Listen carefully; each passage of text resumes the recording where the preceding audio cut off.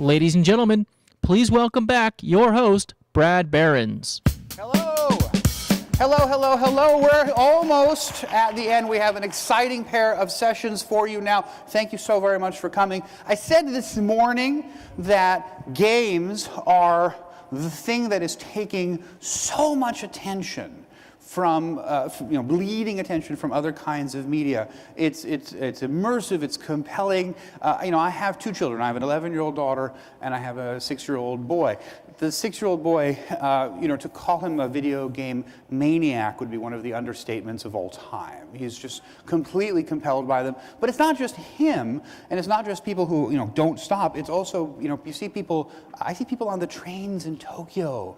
I see people walking down the streets in New Delhi, not to mention here in San Francisco and all throughout the US. So people are talking about games more and more, and advertisers are starting to do extraordinary things with games as they seek to pair themselves, insert themselves, or in some way, support the energy that's going into this ever increasingly engaging and immersive medium, which is games. And we don't just mean console games, we mean also casual games, we mean online games, and different demographics are engaged with different games. So, guys tend to like to blow things up, and, the moms like the puzzle games, and all of this. And so it's, those are those broad generalizations.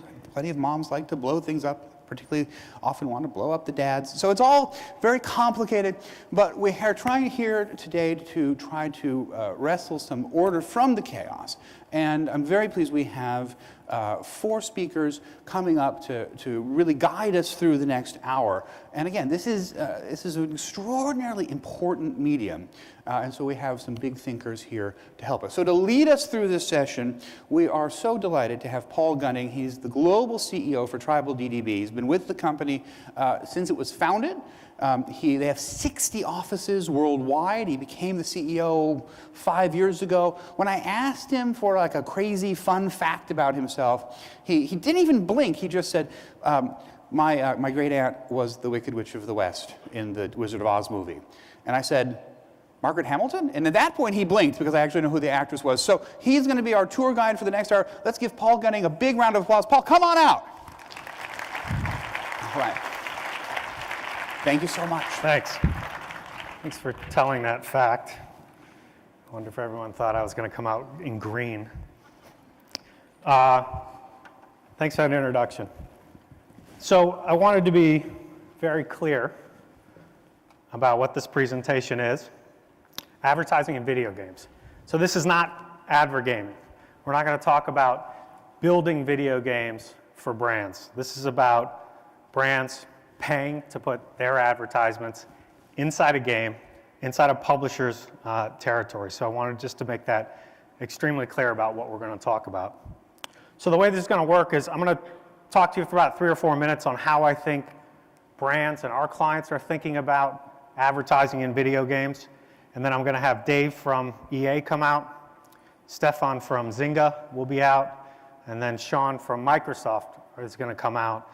They'll all three give about 5 to 10-minute presentations on how their companies are thinking about advertising in video games and what they're doing in the space.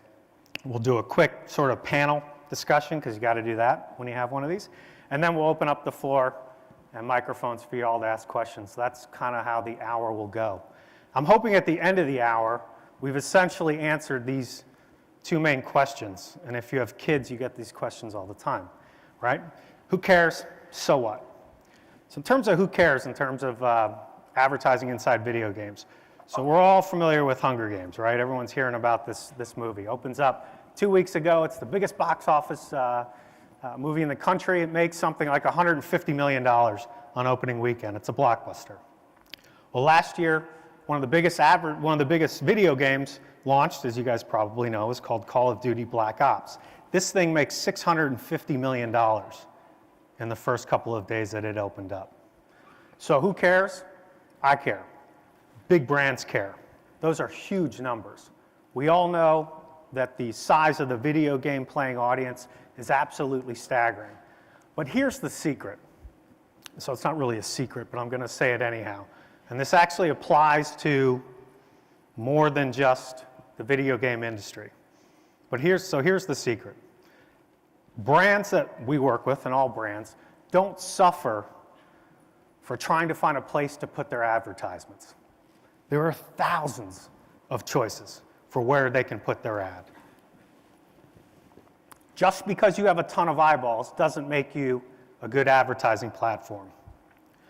So what the video game industry needs to do is to provide actual value to the advertisers. They need to provide a platform that's better than these choices. And these choices have been around actually a lot longer. They need to provide a better ROI so that the clients will choose video game advertising over these. They need to take their budget. That's what it really comes down to. There's plenty of opportunity to advertise, but budgets aren't getting bigger. So you have to provide a better value, a better return, and take it from somebody else. And that's what we're going to try and figure out how to do partially today. So here's what we generally think about video gaming, though. This is what our brands sort of inherently feel about the opportunity. We know the numbers are huge, right? The demographics are fantastic.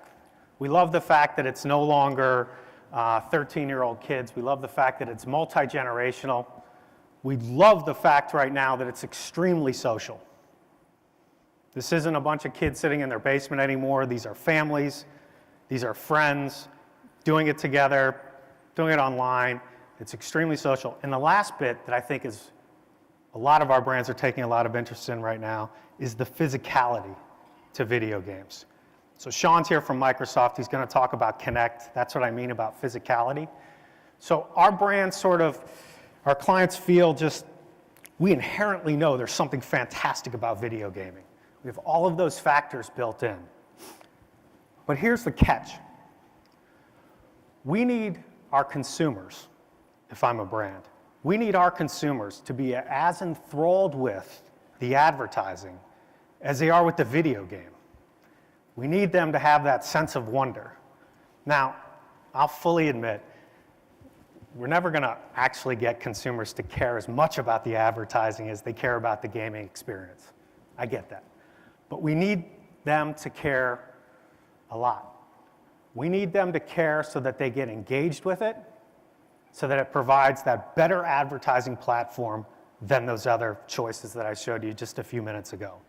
That's why this matters. And so what we're going to talk about with Dave and Stefan and Sean is how to get that enthralled reaction from customers, from consumers. How do you get that inside a video gaming environment? Because it's truly different than any other environment. So let me bring up probably the greatest name in video gaming to have a last name Madden. Let me bring up Dave from EA, who's going to take you through how he sees advertising in video games. That's a hard thing to follow, the greatest name in video gaming. Paul, was that you in the slides with the big Y going there? Yeah. So just quick show of hands, we got any gamers in the room?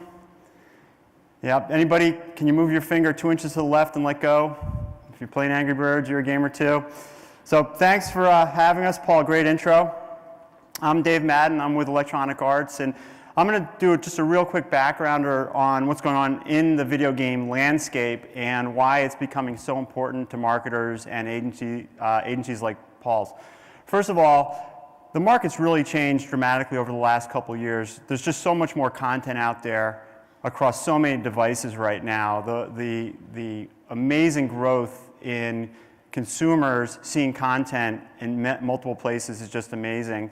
But those consumers are also much more demanding. They're very much in control of their content environment, and they have, I think, serious demands in terms of what they want. So we've got this booming market that's definitely much more accessible to marketers. People are connected, they're on the internet, except maybe when they're sleeping. They're constantly online and checking devices and doing things. So this is an accessible marketplace, which is one of the big changes in gaming.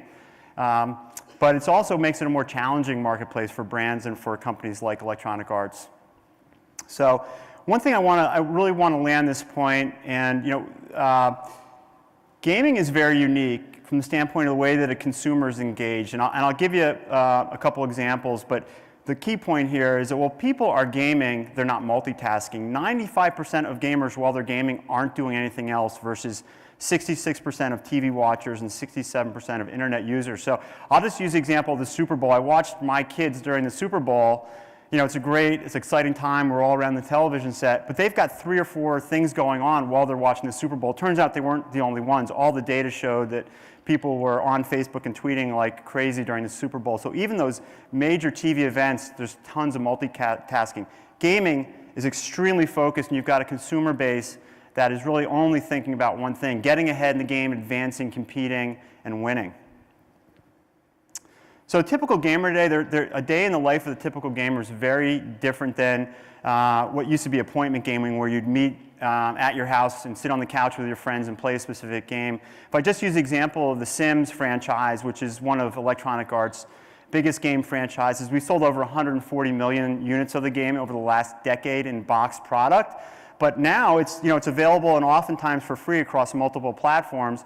You might wake up in the morning, check in and do something on your mobile game. While you're sitting at work, you might log on to Facebook and play the Sims Social. Off to a meeting or dinner, you might again get on your tablet, and so on throughout the day. And then finally, when you come home at night, you might actually sit on your couch and play the console version. So we're really looking at games that start to be cross-platform, and consumers that can check in and play those games and often have benefits and features that would connect those gameplay experiences up together. So that's a big change in sort of what's going on in gaming. Give you a couple of examples of what we do with advertisers. The key thing that we try and focus on is always adding value and making it a more enriched gameplay experience. But here's an example of the way you would go cross-platform on a pretty simple, casual game. It's like a 3-across type puzzle game called Pop It, which is Pogo, our online game property IP. But as you can see in the left-hand side, there's a Pogo game site on a PC. Down below, it's on a Facebook page, and off to the right, the user's playing that same game on a tablet or a phone device. Basically, what we can say to brands is, hey, you tell us who you want to reach with what kind of game. In this case, it's sort of a background sponsorship, and then some things we did with the lead cactus character in the game. But the point is, it's an online connected user. What Paul and ad agencies care about is results and research and understanding what the user's doing. This works no different than a brand that wants to connect with users on Facebook or any other environment. It's connected and it's got real-time data. I'd say a big growth area in the space, though, is really the social area. So social gaming is big in terms of consumers. The amount of people that are actually playing in the social environment has absolutely exploded the gaming audience worldwide. But it's also led to tremendous demand from brand advertisers who know that these users are engaged, they're spending a lot of time, and they're very passionate about their gaming experience. One of the things that's interesting about social games, it's helped change the whole dynamic of gaming, which is we're not charging users up front for that game content. They're actually going in and playing these games for free. And then as they progress through the gameplay, one of the ways they can get ahead faster or do better is to purchase virtual goods, use Facebook credits, and buy additional things in the gameplay that can make their experience better. Well, this opens up the door for brands to step in and really add tremendous value to that gameplay experience. And so the example we're looking at here just took place a couple weeks ago. I think we actually announced a partnership with Unilever today where Dove came in, and Dove's got a hair care product. And we actually made it possible for users to go to the Dove Facebook page and then essentially redeem an item that goes into their gameplay experience on their Facebook page, and adds tremendous part of the game is hygiene and cleaning, and it gave you kind of super cleaning powers or hygiene powers in the game. Well, of course, it was only available for about a week or 2 weeks, and over 1 million people jumped all over this from their Facebook page and downloaded this into the game. So from a point of view of a marketer, this is a way to actually tell your narrative of your brand and educate people about what that product has to offer. But from a gamer's point of view, it's actually giving them something in the game they normally would have to spend money for, but instead they're getting it courtesy of the brand. And so that's what I mean by adding value. It's really important in the gaming space that we're not kind of shoving stuff in people's face, but just the opposite. We're letting users choose to engage with brands and be rewarded for that engagement. Give you another example. Everybody know Flo, the Progressive girl. She's got a really iconic character for Progressive. And if you go on her Facebook page, she's got all these little quirky things that she's into, one of which is sparkling unicorns. So she's, for whatever reason, Flo, the Progressive girl, loves sparkling unicorns. So we built a quest into the Sims social game where users had to go through a series of things learning about Progressive, and the end result was you actually got to download the Progressive Sparkling Unicorn in your game, and it actually made your house more inviting and had created a reason for more friends to come over and visit you. So the added value for the user, if we were to charge money for an item like that, it might have been worth $5 or $10, but it was actually gifted to the user for free as they went through this journey and this narrative with Progressive. So pretty good example of how brands can integrate in and tell their story to consumers who are actually very receptive to it. Of course, in the sports world, it's really all about realism. So EA is a leader in the sports category with games like Madden and FIFA, and of course our NHL franchise. And Honda's a big NHL advertiser. So here's an example of dynamic advertising in an NHL game that someone's probably playing while sitting on their couch, on a network against other people. But Honda's experience in that game is just like if you're sitting in a real hockey arena and it's in between periods and the lights come on before the players come out and the Honda logo goes onto the ice. So creates a sort of an action plan against sponsorships that are happening in the real world. So pretty good example of what can be done in the sports environment.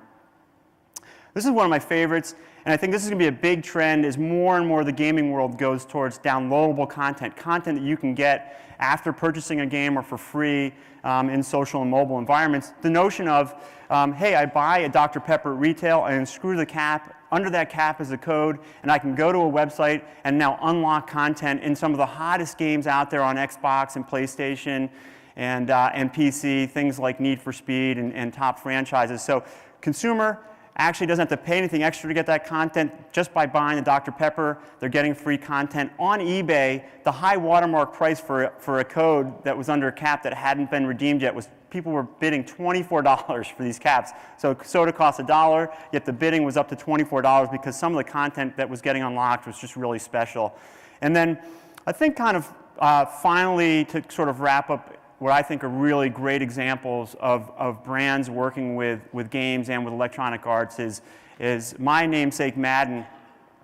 Every year before Madden launches, we come out with a demo of Madden that usually shows one or two of the new features in the game that's going to make the game a blockbuster hit when it hits the market. And this year, we created sort of a video carousel in the demo, and then we got this guy Prodigy, who's the world's greatest Madden player. He's basically unbeatable. And Chevy sponsored a sweepstakes where one lucky winner, after learning about the feature, an audible feature in the game that when you played it in the demo, shot up a code that you then went to the Chevy Facebook page to unlock a chance to win the Chevy vehicle. So this guy, we filmed him a whole little mini-series driving down in the Chevy Cruze to play against Reggie Bush in a one-on-one playoff, which we filmed, and Reggie Bush is a big Madden player.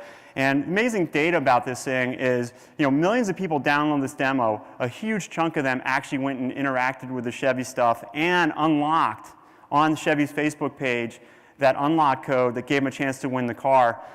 Crazy thing is, there was no reason to go to a dealership. You didn't have to go there to win the car, any sort of redemption. A big chunk of the users got so much into the car because they learned a lot about it during that video series on the demo that they actually went to the dealership and looked at the car. So kind of blew everybody's minds away, and a really good example of how a brand can be exciting and add tremendous value to an experience. And for EA, it helped us really showcase a new feature that was a key driver for record sales for the game last fall. So good example of the type of integration that advertisers are doing.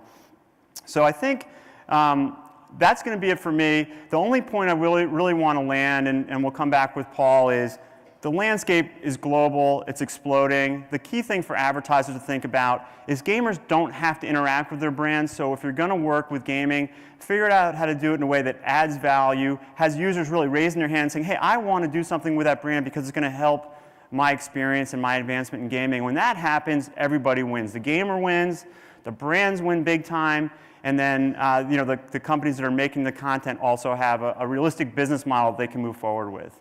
See you in a little bit. Thank you. Thanks, Dave. Appreciate that. I told these guys they could only have one slide of stats. It's a video game. It's supposed to be fun. It's supposed to be big and bold.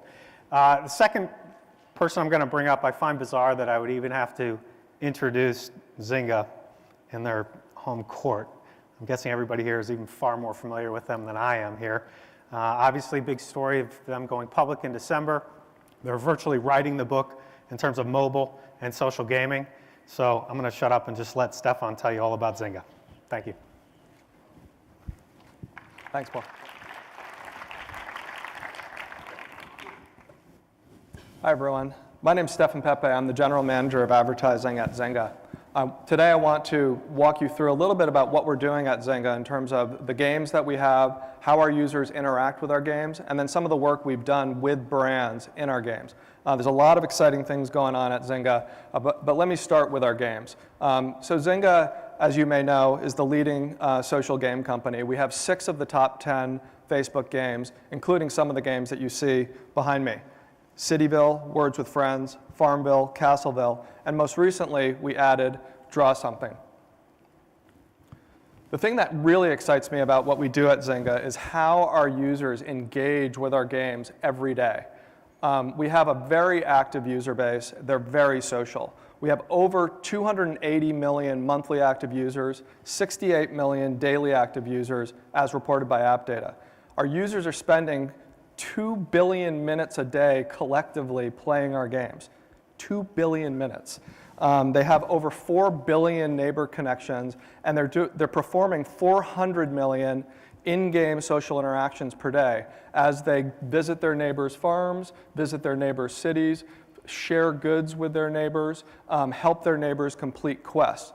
This type of engagement is really what it is that we are enabling brands to work with us on, is to engage users in a manner that is truly social, having brands offer rewards that help users extend gameplay, increase the fun factor in the game, and do it at scale. I'm going to walk you through a few examples of some of the things we've done with brands in our games to demonstrate how we're doing this. The first example is a campaign we ran with Best Buy last year in Cityville. And in Cityville, users can place buildings into their city. They can earn coin, energy, and experience from those buildings. In the case of Best Buy, we ran a 1-week campaign. 7.9 million Best Buys were placed into the game. Users interacted with those Best Buys 113 million times, collecting, again, coin, energy, experience. And then they shared those achievements in their feeds. And lastly, over 6.5 million visited the Facebook page for Best Buy. Another example is what we're doing currently actually with McDonald's. And in Cityville, when you run out of energy, you have an option to either buy more energy or you can ask your friends for more energy. Well, what we've done recently with McDonald's is introduce the idea of having a user earn more energy by watching a branded campaign. And in this case, a user watches the McDonald's video campaign, they earn energy, and then they can continue to extend their gameplay. What we're seeing with these types of campaigns that we run across our games is that 95% of our users are completing the video, and over 13% are actually clicking from the video to the destination URL of the brand. So we can drive both sort of user engagement with the brand, extend gameplay, but also take the user out of game to a destination. A really fun example is a campaign that we ran in Farmville, and this sort of demonstrates the sort of amount of scale of engagement we can deliver on behalf of brands. Dryers had a branded crop campaign in Farmville, and the objective of the campaign was to raise awareness for Dryers fruit bars. And so we had a branded Dryers fruit bar crop, and during the course of that campaign, over 2.4 billion crops were planted. 2.4 billion. And then we had almost 1 million players who mastered that crop. And mastery of the crop is when a user comes back and harvests the crop again and again and again, in this case up to 1,000 times during the course of the campaign. So we're really able to drive very active engagement for brands with users in game and extend that gameplay for the user, enhance the experience, and have that positive experience get attributed back to the brand. I'm going to switch gears for a moment and talk a little bit about what we're doing in mobile. So from a mobile perspective, we have over 15 million daily active users, and there's a lot of interesting opportunities that we have for advertisers in our game. One example is what we're doing in Words with Friends with a sponsored word of the day. A sponsored word of the day allows the brand to create a word, and when the user plays that word, they can earn a reward. So in the case of the campaign that we recently ran with the Grammys, the word was music, and when users played that word, they had the opportunity to be entered into a sweepstakes. And we're seeing both great results, users love this, and it's really, brands are really grasping onto this one, and our mobile opportunities are significant. I'm going to talk to you for a moment about another example of a mobile campaign we're currently running. This one is more of a direct response campaign, and we are running banner and video interstitial ads in Words with Friends.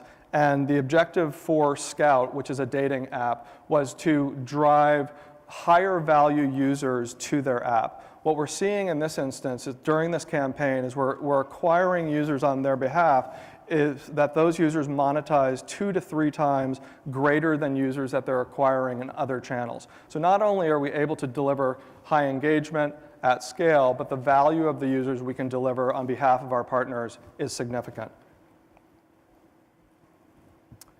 In closing, I just want to say, we're really focused on delivering sort of the most social experience from a gameplay perspective and have our players interact with each other throughout the course of gameplay. What we are able to do by integrating brands into games is extend that social behavior to brand engagement and really leverage rewards to drive active engagement from users to brand, but also at the same time, as I mentioned earlier, have those rewards extend gameplay and make those games more fun for users. And lastly, as I mentioned at the beginning, we have 6 of the top 10 Facebook games, over 280 million monthly active users. We can do this at scale, we can do it globally, we can target both within game, across games, and across platform. Thanks very much. Thanks, Stefan. Surprised there's been any rise in global productivity if there's 2 billion minutes played a day. So I told you initially that there needs to be a unique advertising proposition for this type of platform to stand out so that clients will budget for it. I think it goes without saying that the notion of video game and the physicality of it, specifically Microsoft's Xbox Connect, has really started to change the game, has started to have a very unique experience for what brands can do. So I'm going to have Sean come up here now and talk to you about how Microsoft and specific Xbox Live is thinking about advertising a video game. Sean? Yeah, thanks, Paul. Thanks. Thank you very much. Hey, one thing I wanted to start off with is Xbox has really been changing since I've been on the platform since 2003 and been working in the gaming and confluence of the advertising business for a long time. And one thing we've seen over time is Xbox, as we've innovated on the technology, has become more and more of an entertainment platform, broadening beyond gaming, becoming more about video and music and how people are consuming entertainment throughout their lives. And we've seen that really step up over the last year when we've added a lot of video content to the platform. In fact, we announced last week that actually video consumption on the Xbox actually has more user hours than multiplayer gaming today. And something not a lot of people know. But it really does start to speak to how the Xbox as a game platform and a very immersive, interactive experience is really becoming an interactive entertainment platform for the future. What I got a few things I would like to touch on to you today is really threw up a video kind of showing you where Xbox is going and a little bit what the value we bring to consumers and users. We'll go ahead and play the video. The most extraordinary transformations are the ones that happen close to home. This transformation is happening in the living room.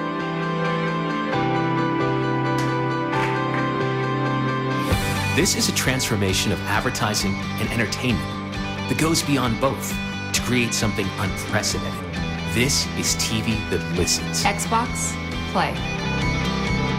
This is technology that sees. And advertising you can touch. This brings the magic of Connect to all of Xbox Live advertising.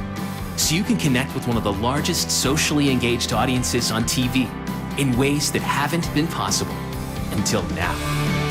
Because now, deep and lasting engagement with your brand is as effortless as the wave of a hand and as natural as the utterance of a word.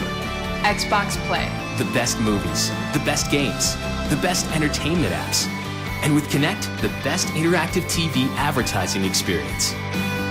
Only Xbox Live can bring it all together, and only Xbox Live can deliver this level of engagement between your audience and your message. This is more than a game changer. This is a TV changer, turning advertising into fully interactive experiences that bring your audience closer to your brand than ever before, in ways that are measurable and actionable. The whole world is watching, and it's watching in a brand new way. So don't just sit there. Ready. Make Xbox Live part of your plan and turn ordinary advertising into something extraordinary. Because the most exciting, innovative, and engaging way to reach your audience is right here, right now. And all you have to do is say the word. Xbox, play.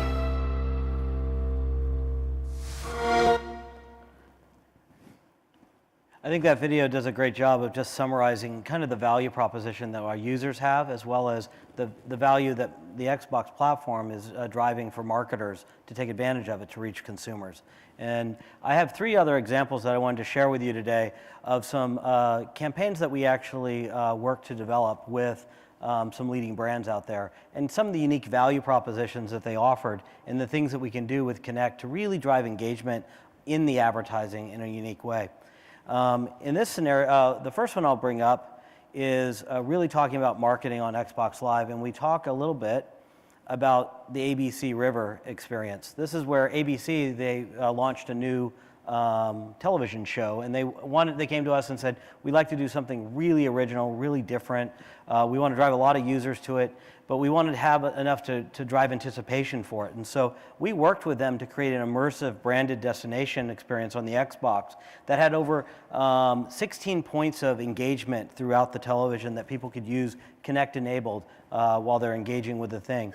This campaign that you'll see here delivered over 300,000 video views of people watching long-form, short-form versions of content that necessarily wasn't available other places, as well as it was built in so that it was a kind of a metagame experience, so people had to walk through each of these experiences so that they get to the end to actually unlock some achievements and value exchange in the overall program. Let me show you that experience. What do you want from us? ABC's The River, 2-hour series premiere event, Tuesday, February 7th. Every minute we waste be the difference.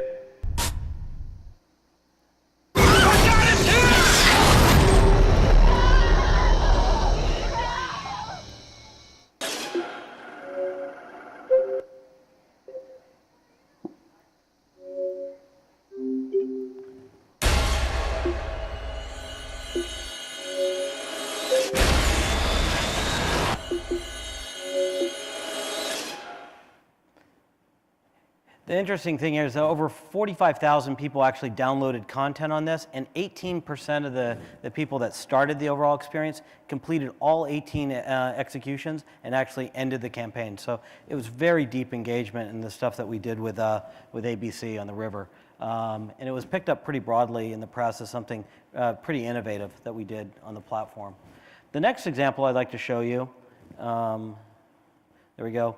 You saw up earlier is Hunger Games had a fantastic release a few weeks ago. We worked with them on the launch of the campaign. They came to us about 6 months ago and they said, hey, we want to do, opening weekends is obviously a big thing. We think there's a great overlap of your audience of people that would like to see this movie, and how can we do something very integrated? So we worked with them not just on a marketing, from an advertising perspective, but we worked with them from a marketing perspective. So we actually brought the assets of all of Microsoft, as well as Xbox, as well as the things they could do in reaching our audiences through advertising and bringing that all together in an interesting way. As you can see in this particular example, we did a bunch of interesting things, like a countdown clock, immersive brand experiences, a lot of galleries, videos that you couldn't find other places. It drove people to a play-and-wins, so people could actually get a chance to win opportunities that were exclusive to content available. And one thing we believe big in Xbox is it's really about the value exchange, offering users something relevant and contextual that's meaningful for them, and doing it in a way that drives their engagement. The average click-through on an Xbox, just regular banner campaign on Xbox, is 1.5%. That's 1.5%. Compare that to most web metrics. That's phenomenal when you think about of engagement. The next campaign I want to show you, as we move right along, is a campaign that we did with L'Oreal, Garnier Fructis. They came to us talking about the Pure Clean campaign. This is an idea where they said, hey, you know what? We've noticed that there's a lot more women coming to the Xbox. In fact, a recent study that we did with Internet Bureau showed us that we have actually 35% active usage of females on the Xbox.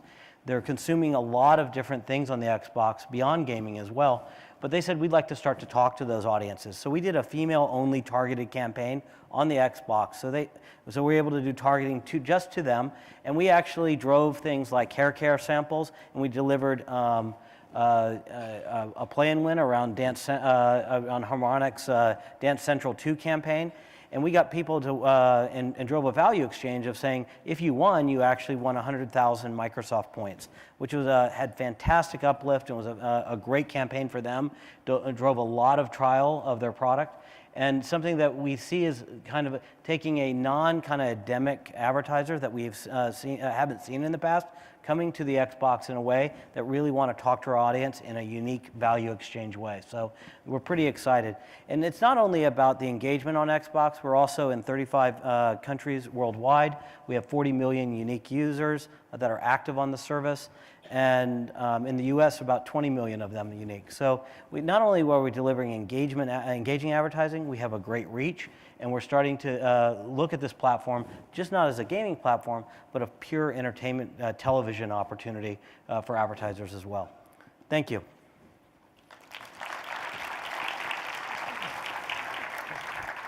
Thanks, Sean.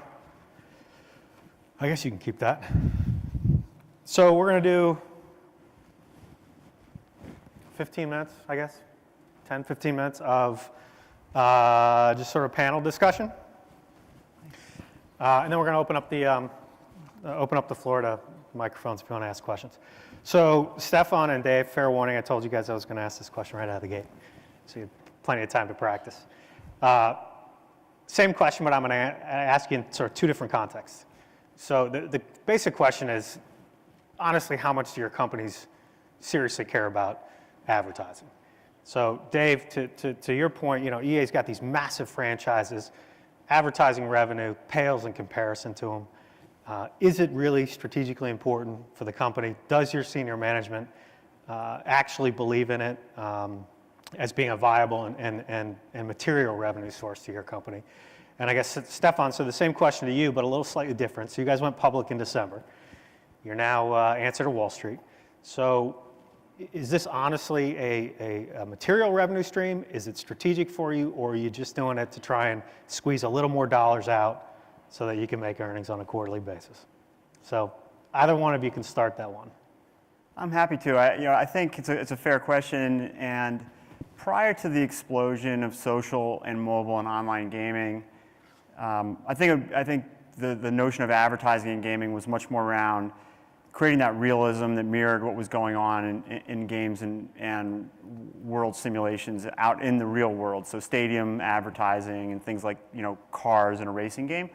But I think when the business model flipped and the audience exploded, I think we have 302 million monthly players across all our platforms every month playing the games right now. And increasingly those players are coming in and playing for free. and then we're asking them to purchase additional content, downloadable content, virtual goods, and social and mobile and online games, advertising becomes a huge part of the business model because we want users to want to get further in those games, even if they don't feel like pulling their credit card out. And advertising is really one of the best ways to let people get farther in the game, enhance their gameplay experience, and have a richer experience, which might ultimately lead to them spending money anyway. So it allows us to have someone who's not spending money get deeper into the game, get more in love with the game, and get more passionate about it. So it opens up a whole new vehicle, and so I think it's a huge growth area. And if you look at the numbers of people playing games, you know, they dwarf almost every other media format out there. It's not going to happen overnight, but you'll see advertising over a period of years will become a major revenue contributor for all the companies that are tackling this space in a big way. I would agree. I mean, I think in terms of the opportunity itself, it's an enormous opportunity. But as it pertains to sort of the strategic value for Zynga, you know, our mission as a company is to connect the world through games. And anything that we can do to, again, enhance gameplay, make our games more fun, and actually remove the friction from the gameplay that allows users to progress through the game is hugely valuable from a user experience. And we're very, very focused on how we deliver on enhanced user experience. And so what advertising can do, and as I mentioned in some of the examples that I gave earlier, is that there's a way to engage users with that brand, but also enhance the gameplay and help users progress through the game, make those games more fun, more social. So that's very core to what it is we're doing from a strategic perspective. Okay. So I'm from a creative agency, so I have to ask you about the creative canvas. Dave, I'll start with you, and then Sean, we can get your opinion as well. How happy are you with it? I'm going to tell you right now that we see it as it's a beginning, but we think it can get a heck of a lot better. For it to be as enriched and as engaging as we think it should be, to match the eyeballs, to be that unique selling proposition, we think the creative within's got to get a lot better. Yeah, I think that's always been a challenge, is that, you know, gaming is made up of multiple media types, so it's very difficult for a creative agency to sort of integrate a brand into a game without a lot of the heavy lifting being done at the game team level. And when that stuff works, it works incredibly well, but that's not a scalable business. A scalable business is taking advantage of the creativity that's happening at the agency level, and I would argue that what you guys are doing with video assets today blends in really well to gaming. You're generating content that's going to live, you know, on an advertiser's website, on YouTube, on Facebook, and we can bring that content to life within the framework of video games, social, mobile, online games, allowing user to engage with your creative, to unlock advanced play, but also then sharing that. So the wonderful thing about gaming is you have the paid media where an advertiser pays to get that real estate and reach our gamers. But then the earned media, where gamers love to tell everybody else, hey, I just got this wonderful new item or advanced in this game courtesy of brand X, Y, and Z, and then share that out with their friends on Facebook and Twitter and everywhere else. So I think the great upside to gaming and why advertisers are going to jump into it and why the strides that you're making with creative are going to work is that gamers want to share it with all their friends and say, hey, check out this cool stuff I got. Right. Sean, you sort of have a unique, to Dave's point, video I think is something that's helping the creative canvas a lot, and you have pretty much a unique platform for that. Yeah, I mean, I think to answer your question specifically, I think we still all have a long way to go to figure out how to take advantage of all this new technology coming. I think at the same time, I think we can't, we have to be very cognitive that the 30-second spot is something that has been perfected probably over the last 60 years, and something that we want to embrace when we look at it. And it actually only helps us, and from that perfection, when you think about our platform, what's unique about that 30-second spot and how that can come to life on this platform in an interesting way. So we want to definitely lean into kind of the video type opportunities and how to make that seamlessly part of the experience that people are having in around gaming and around entertainment, and so that it makes it, one, production costs are contained and controlled in these new environments, but also to really leverage what, frankly, is the lingua franca of the advertising business. Whoa, that's pretty fancy. I just have an innate feeling that there's going to be a connect execution that is going to take the world by storm. You just sort of see that user engagement with it, and you just know there's something huge that's bound to happen if we get the creative part right. I think that's one thing, you know, we're hard at work at. I mean, one thing, we announced a vision last year of a thing called New Ads, which is natural user advertising. So the idea is today the Connect experience is 100% you know, voice and gesture enabled. So you don't need a controller or a TV remote to actually navigate the Connect. You can use your voice or use gesture. What we're looking to do is extend that. We've extended it in December to all advertising, so it's all gesture based. But we really feel like commercials could actually be voice enabled. So when a 30-second spot is going, you could say Xbox more while it's going, and then it could, because people are signed in and you have their information, you can then send them an action for them to engage later on with that advertising. So it's really making 30-second spots more powerful than they are today, but without the production costs and overhead that would be reliant in other forms of media. That'll be interesting to get what the consumer's voice reactions will be to the commercials. So let's go to the microphones. If there's any questions, I over here have EA on. Yep. Yeah. So this is Mark Silva. I ran the social gaming panel last year on this, and it was considered to be nascent, even though you guys at Zynga were getting more people than almost every TV show on TV other than with Dancing with the Stars and NCIS, I guess. And a year later, we're still talking about it as nascent. And I think this is as much for, you know, our brethren at Tribal as it is to anyone else. Why are marketers and agencies taking so long to get to this place of such great engagement, concentration, transactions, et cetera? Well, all right, I posed it to you, man, but let me quickly just say this. This is what we were talking about just back in the speaker room there, that this is the hard part of this unique space. How do you have the best advertising possible in this fantastic environment without screwing up the environment?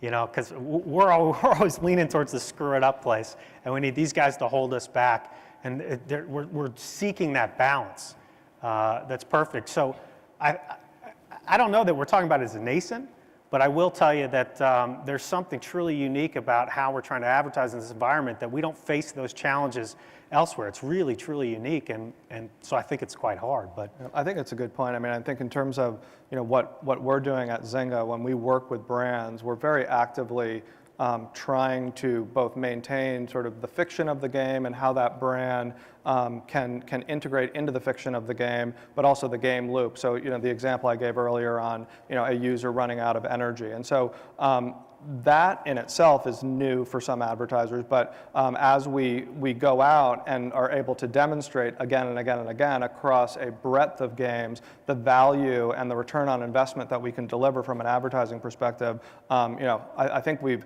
frankly moved beyond the nascent stage, but you know, and are accelerating quickly past that. Want to go here? Hello, my name is Serge. I'm sales director of Zeobit LLC company, IT company that produces software for Mac, MacKeeper. My question is about in-game advertising. You speak about brands, yeah, it's really great, but what perspectives do you see for advertising of companies which main focus is return on investments campaigns? This is for Steven and Darren, I think, first of all. So I gave an example earlier. We do a fair amount of, you know, direct response advertising, both on game and in game, and it's, you know, very closely attached to the rewards that I talked about that enable users to progress through the game. I mean, we've seen very strong results from an ROI perspective on whether that is, you know, in the case of Scout that I used earlier, getting driving users for that dating app, but also driving higher value users. So you know, we're both working on brand campaigns as well as, you know, more direct response campaigns in our games. And then one additional note question: do you have like vast targeting options, for example, to target macOS users and for the ads that will be served in games, because it's also important? Yes, of course. So yes, we have the ability to target ads, I guess is the simple answer to that, across a variety of different vectors. Thank you. We got time for one more. Go ahead. Yeah, hi, my name is Keith. I'm from Gamatize, basically a wordplay of gaming and advertise combined together. So we have a platform that allows marketers to create white label gamification campaigns out of real world challenges, such as Plank in My Cafe. So people can claim points and badges along the way. I wanted to hear your takes on gamification as an advertising and marketing strategy, and whether your company is already working on that. I mean, given how much experience you guys have in game designs. I like the name of your company, first of all. That's great. So, yeah, we got a .com as well. Congratulations on that. The game, gamification is being thrown around a lot. Everywhere you go now, you hear gamification. The thing that is unique about gaming and why non-gaming businesses are thinking about it, everybody's thinking about it, it's a notion of achievement, of people either competing or sharing, but just wanting to accomplish something, whether that's, sending a word to get a word back, or much deeper, actually finishing a level or blowing a squad away in Battlefield or something. It's always about achievement in gaming, which then leads to this opportunity for gamification, which is why game-based campaigns are so compelling, is because unlike other media that kind of hits you in the face, it's a billboard, it's a TV commercial, you didn't want to see it, but it was in the way, people are actually stepping forward and saying, hey, I want to participate in this, I want to be active, and I actually want to see my results and how they compare with everybody else. So that's the kind of thing that is why advertisers love the results in gaming. I mean, we do brand surveys with every single major campaign that we run, and every single time we do, and a lot of times these big advertisers don't want to share these results out publicly, but it's always up to the right. It's always in the top percentile in terms of favorability, purchase intent, sharing with your friends, visiting dealerships, all that kind of stuff, because gamers are just all about achievement and engagement. So there's no doubt that it's getting seen wider and even outside of the gaming environment, people are trying to create that mechanic in their experiences. Yep. It's good. Perfect. We're out of time. That's our show. Thank you. Thank you.